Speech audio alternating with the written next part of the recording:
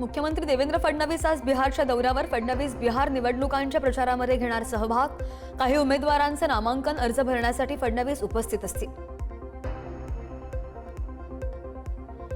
ठाण्यामध्ये भाजपाप्रमाणे शिंदेंच्या शिवसेनेचा स्वबळाचा नारा. आनंद आश्रमामध्ये पार पडला शिवसेनेच्या बैठकीमध्ये माजी नगरसेवकांचा स्वबळाचा सूर.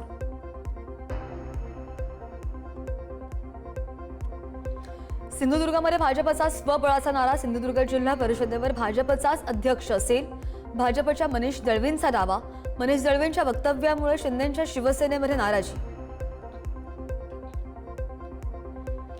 ठाण्यामध्ये महायुतीमध्ये वाद. शिवसेनेपाठोपाठ अजित पवार यांच्या राष्ट्रवादीचा स्वबळाचा नारा. राष्ट्रवादीचे नेते नजीब मुल्लांकडून स्वबळावर लढण्याची अजित पवार यांच्याकडे मागणी. स्थानिक स्वराज्य संस्थांच्या निवडणुकांपूर्वी महाविकास आघाडीमध्ये वाद. मनसेमुळे ठाकरेंची शिवसेना आणि काँग्रेसमध्ये तणाव. राज ठाकरेंसोबत गेल्यास परप्रांतीय मतदार लांब जाण्याची भीती. राष्ट्रवादीच्या संघटन सरचिटणीसपदी संजय खोडके यांची नियुक्ती. पक्षाचं ध्येय धोरण सर्वसामान्यांपर्यंत पोहोचवणार, संजय खोडकेंनी व्यक्त केला विश्वास. चंद्रपूर जिल्ह्यामधील गडचांदूर नगर परिषदेच्या मतदार यादीमध्ये घोळ. प्रारूप मतदार यादीमध्ये चक्क 1906 मतदारांची नावं दोनदा आढळली. आम्ही मांडलेले मुद्दे फडणवीसांच्या काळजामध्ये घुसले. फडणवीसांसारखा कन्फ्यूज मुख्यमंत्री देशाच्या इतिहासामध्ये नाही, संजय राऊतांचा टोला. संजय राऊत स्वतःला महाविकास आघाडीचे शिल्पकार समजतात. मवियाच्या शिष्टमंडळात राऊत नव्हते. काही नेत्यांनी संजय राऊतांना दूर ठेवण्याचा सल्ला दिला. नवनाथ बन यांची टीका. संजय राऊतांचं हर्षवर्धन सपकाळ यांच्या विरोधात पक्षश्रेष्ठींना पत्र. पक्षश्रेष्ठी मात्र हर्षवर्धन सपकाळ यांच्या पाठीशी. संजय राऊतांच्या कृतीमुळे काँग्रेस ठाकरेंच्या शिवसेनेवर नाराज. मनसेने पत्रकार परिषद घेत मतदार यादीमधील घोळ मांडले. कोथरूड प्रभागामध्ये 1200 मतदारांची नावं दुबार, तर काहींची नावं तीनदा असल्याचं मनसेनं केलं उघड. पालिका निवडणुकी अगोदर यादी सुधारण्याची मनसेची मागणी. बारामतीमध्ये शरद पवार अजित पवार पुन्हा एकत्र. विद्या प्रतिष्ठान शैक्षणिक संस्थेच्या वार्षिक सभेला लावली उपस्थिती. अजित पवार यांच्याकडून विद्या प्रतिष्ठानमधील विकास कामांचीही पाहणी. संग्राम जगताप यांच्या विधानानंतर आमदार अमोल मेटकरींनी एक्सपोज करत जगताप यांना डिवचलं. मुंबई क्रॉफर्ड मार्केटमध्ये मुस्लिम दुकानदारांकडून खरेदी करण्यासाठी हिंदू बांधवांनी केलेली तुफान गर्दी, अशा आशयाची पोस्ट. आमदार आदित्य ठाकरे यांचं मुख्यमंत्री देवेंद्र फडणवीस यांना पत्र. सेस इमारतींच्या पुनर्विकास आणि पागडी भाडे करू या विषयावर ठाकरेंचं पुन्हा एकदा फडणवीसांना पत्र. छत्तीसगडमध्ये आज 150 नक्षलवादी आत्मसमर्पण करणार.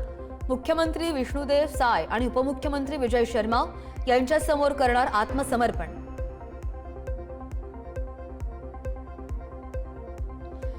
करुणा शर्मा मुंडे यांच्या धनंजय मुंडे यांच्या विरोधातील याचिकेवर 6 नोव्हेंबरला होणार सुनावणी. करुणा शर्मा यांचे वकील चंद्रकांत ठोंबरे यांची माहिती. इलेक्ट्रिक बोटीची आशियामधील पहिली प्रवासी वाहतूक सेवा मुंबईमध्ये सुरू होणार. मत्स्य व्यवसाय आणि बंदर विकास मंत्री नितेश राणे यांची मोठी घोषणा. कल्याण डोंबिवलीमध्ये नियमांना पायदळी तुडवून रस्त्यांचं काँक्रिटीकरण. जुन्या पाण्याच्या पाईपलाईनवर थेट काँक्रीट ओतल्याचा धक्कादायक प्रकार.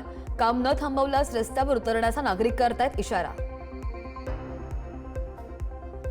गडचिरोलीच्या सिरोंचा तालुक्यामध्ये सुरू असलेल्या रेती उत्खनन प्रकरणी जिल्हाधिकाऱ्यांनी मंडळ अधिकारी आणि तलाठीला केला निलंबित. निष्काळजीपणा आणि नियंत्रण न ठेवल्याबद्दल कारवाई. पालघरमध्ये वादळी वाऱ्यासह जोरदार पावसाचा तडाखा.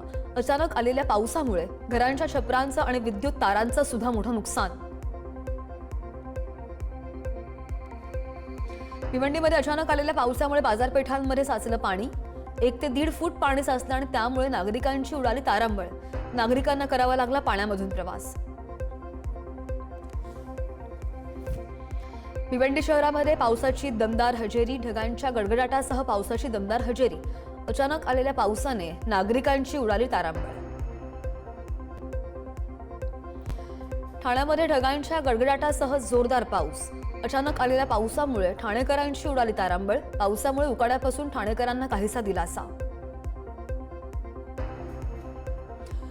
वसई विरारमध्ये पावसाला जोरदार सुरुवात. काही दिवसांपासून विश्रांती घेतलेल्या पावसानं पुन्हा लावली हजेरी. अचानक आलेल्या पावसामुळे नागरिकांची तारांबळ. शहापूर तालुक्याला परतीच्या पावसाने झोडपलं. वाराचा वेग प्रचंड होता आणि त्यामुळे तालुक्यामधील वाशिंद परिसरामध्ये विजेचे पोल कोलमडून पडले. पावसामुळे शेतामध्ये कापून ठेवलेल्या भात शेतीचं सुद्धा मोठं नुकसान होण्याची शक्यता.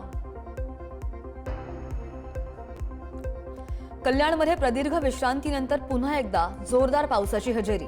दिवाळीच्या खरेदीसाठी बाहेर पडलेल्या नागरिकांची पावसामुळे मोठी तारांबळ. गडचिरोलीमध्ये अप्पर पोलीस महासंचालक डॉक्टर चेरिंग दोर्जे यांच्या उपस्थितीमध्ये शहीद जवानांच्या कुटुंबियांना दिवाळीनिमित्त फराळाचं वाटप. शहीद जवानांप्रती कृतज्ञता व्यक्त करण्यासाठी उपक्रम.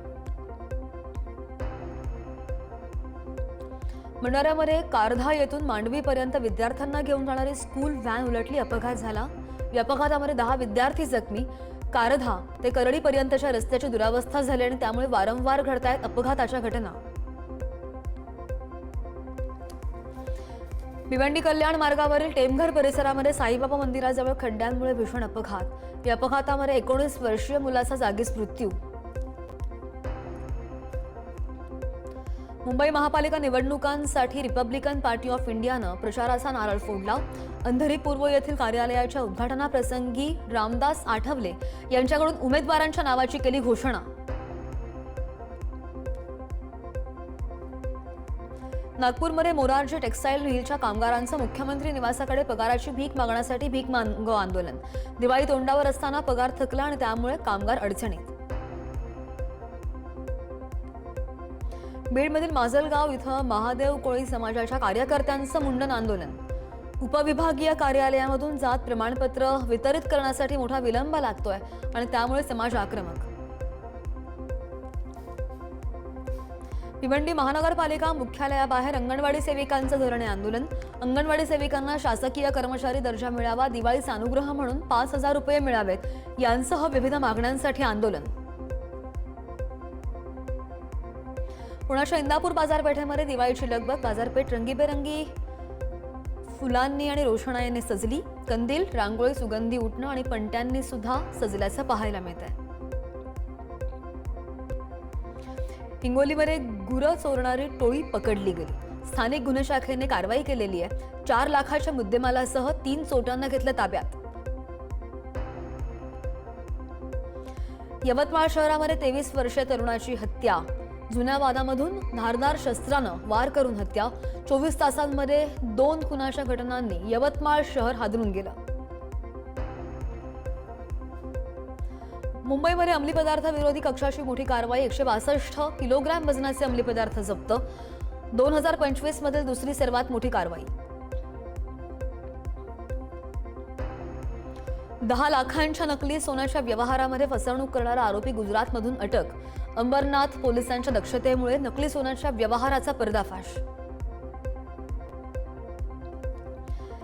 इंदापूर पोलीस स्टेशनच्या हद्दीमध्ये सोनार आणि बकऱ्या चोरीच्या तक्रारींमध्ये होतीये वाढ आणि त्यानंतर पोलिसांनी वेगवान कारवाई करत चोरट्यांना केलं गजाआड. अल्पवयीन मुलीला पळवून नेणारा तरुण पोलीस ठाण्याच्या आवारामधून फरार. मिरज तालुक्यामधील अल्पवयीन मुलीला फूस लावून नेलं होतं पळवून. कर्नाटकमधल्या एका भागातून त्याला केली अटक. पंतप्रधान नरेंद्र मोदींनी आंध्र प्रदेशमधील श्रीशैलम इथं श्री शिवाजी स्फूर्ती केंद्राला भेट दिली. छत्रपती शिवाजी महाराजांच्या ऐतिहासिक भेटीच्या स्मरणार्थ स्थापन करण्यात आलेल्या या केंद्राला भेट देऊन पंतप्रधानांनी महाराजांच्या वारशाला आदरांजली वाहिली. बिहार विधानसभा निवडणुकांसाठी भाजपकडून स्टार प्रचारकांची यादी जाहीर. यादीमध्ये पंतप्रधान नरेंद्र मोदी यांच्यासह 40 नेत्यांचा समावेश. महाराष्ट्राचे मुख्यमंत्री केंद्रीय मंत्री नितीन गडकरी, स्मृती इराणी यांचा सुद्धा या यादीमध्ये समावेश. बिहारमधील काँग्रेस पक्षाचा अंतर्गत कलह पाटणा विमानतळावर उघडपणे समोर चव्हाट्यावर. तिकीट वाटपावरून काँग्रेस कार्यकर्त्यांमध्ये पाटणा एअरपोर्टवर तुफान हाणामारी, व्हिडिओ व्हायरल. बिहार विधानसभा निवडणुकांसाठी पोलीस सेवेतून निवृत्त मराठमोळे IPS अधिकारी शिवदीप लांडे यांना दाखल केला उमेदवारी अर्ज.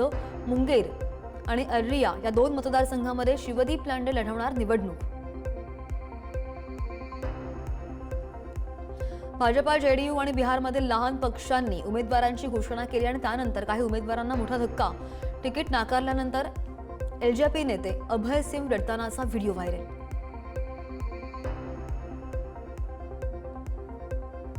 छत्तीसगडमधील बिजापूरमध्ये 130 नक्षलवादी आत्मसमर्पण करणार.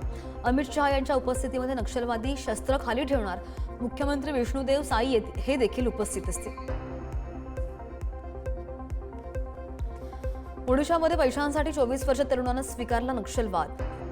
मुलगा नक्षल बनला आणि स्वतःच्याच वडिलांना जीवे मारण्याच्या धमकीचं दिलं पत्र. पत्रामध्ये 35 लाखांची मागणी. पोलिसांच्या तपासानंतर तरुण अटकेत.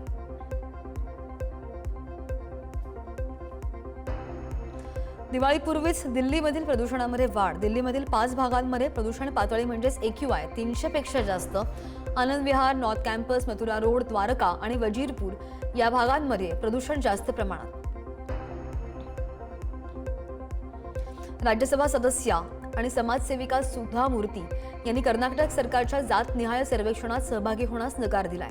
इन्फोसिसचे संस्थापक आणि त्यांचे पती नारायण मूर्ती यांनी सुद्धा जातनिहाय सर्वेक्षणात भाग घेण्यास नकार दिला. उत्तर प्रदेशच्या लखनौमध्ये 13 वर्षांच्या मुलाचा मोबाईलवर गेम खेळताना मृत्यू. फ्री फायर गेम खेळताना मुलगा बेडवरच झोपला. बराच वेळ हालचाल न दिसल्यानं कुटुंबाला शंका आली. उपचारासाठी घेऊन गेल्यानंतर डॉक्टरांकडून मृत घोषित. उत्तर प्रदेशमधील बाराबंकी इथं पत्नीने रिक्षा चालकाला 1 लाख रुपये देऊन आपल्याच पतीची हत्या करण्याची धमकी दिली, सुपारी दिली.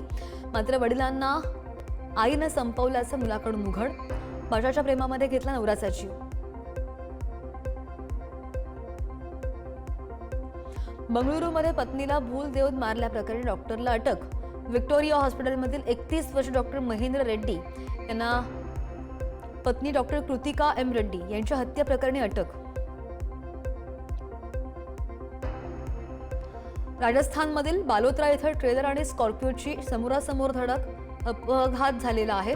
घटनेमध्ये मोठी आग लागली. भीषण अपघातामध्ये 4 जणांचा जागीच मृत्यू झालाय. एक तरुण गंभीर जखमी झाल्याची प्राथमिक माहिती. अफगाणिस्तानमधील तालिबानी पाकिस्तानवरील विजयाचा आनंद साजरा करतात आणि अनेक ठिकाणी विजयाचं प्रतीक म्हणून पाकिस्तानी सैनिकांचे गणवेश प्रदर्शित करण्यात आले होते.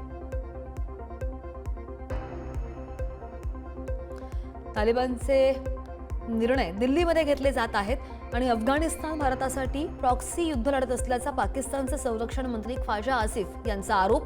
ही युद्धबंदी टिकेल की नाही या संदर्भात मला शंका आहे, कारण तालिबानला दिल्लीकडून पाठिंबा मिळतोय, आसिफ यांचं वक्तव्य. भारत यापुढे रशियाकडून तेल खरेदी करणार नाही. अमेरिकेचे राष्ट्राध्यक्ष डोनाल्ड ट्रम्प यांचा खळबळजनक दावा. ट्रम्प यांनी भारताच्या इंधन खरेदीवर केलेल्या वक्तव्यानं मोठा वाद होण्याची शक्यता. गेल्या काही काळामध्ये रशियाकडून तेल खरेदीवरून भारत आणि अमेरिकन संबंधांमध्ये तणाव यावर अनेक अमेरिकन अधिकाऱ्यांनी केली टीका. अमेरिकेचे अध्यक्ष ट्रम्प यांना भारताशी संबंध सुधारण्याचा दिला सल्ला. ब्रिटन सरकारने रशियाविरोधात उचललं मोठं पाऊल. ब्रिटनने रशियन तेल कंपन्यांवर लादले 90% निर्बंध. तर धक्कादायक बाब म्हणजे यामध्ये एका भारतीय पेट्रोलियम कंपनीचा सुद्धा समावेश. रशियाचे अध्यक्ष व्लादिमीर पुतिन यांनी रशियाचं जागतिक तेल उत्पादनामधील मजबूत स्थान पुन्हा एकदा ठामपणे मांडलं, सांगितलं. अन्यायकारक दबाव असूनही रशिया जगातील प्रमुख ऊर्जा उत्पादकांपैकी एक असल्याचं पुतिन यांचं वक्तव्य.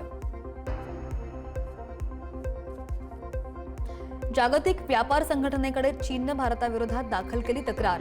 चीनच्या व्यापारविषयक हितसंबंधांचा मुद्दा सुद्धा केला उपस्थित. भारतात इलेक्ट्रिक वाहनं आणि बॅटरीवर दिल्या जाणाऱ्या अनुदानाविरोधात चीननं केली तक्रार. इंडोनेशियाने आपली लष्करी क्षमता वाढवण्यासाठी चीनकडून 42J 10C ही लढाऊ विमानं खरेदी करण्याचं आखलं धोरण. इंडोनेशिया पहिल्यांदाच एखाद्या बिगर पाश्चिमात्य देशाकडून विमानं खरेदी करणार.